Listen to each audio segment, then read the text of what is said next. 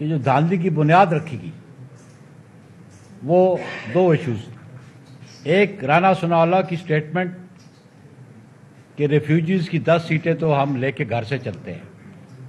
اور وہ بات اسٹیبلش ہوگی کہ 2 اگست کے رزلٹ سے کہ 10 کی 10 seats P M L N کے پاکٹ میں تھی، اور یہ اس کا پہلے رانا ثناءاللہ صاحب جو منسٹر ہیں ایڈوائزر ہیں انہوں نے کہہ دی۔ دوسری بات بنیاد رکھتی گئی فیز وائزز میں، پاکستان میں اس سے پہلے کبھی فیز وائزز الیکشن نہیں ہوئے، اور دھاندلی کی بنیاد، الیکشن کو رگ کرنے کی بنیاد چیف الیکشن کمشنر نے دی جو فیز وائزز الیکشن رکھے، اور اس کا امپیکٹ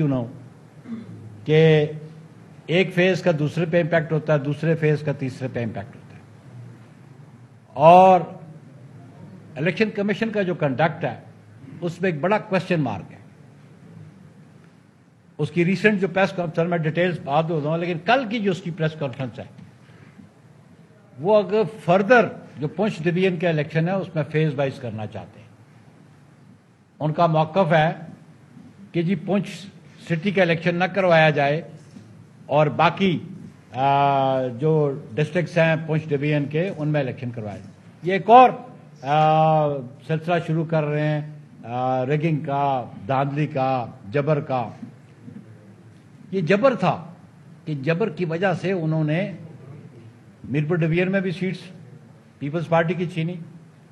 اور ہمارا موقف بڑا واضح آیا، اور چیئرمین بلاول بھٹو زرداری نے اپنا موقف واضح کیا اور یہ مطالبہ کیا متعلقہ اداروں سے اور ان کی حکومت سے بھی کہ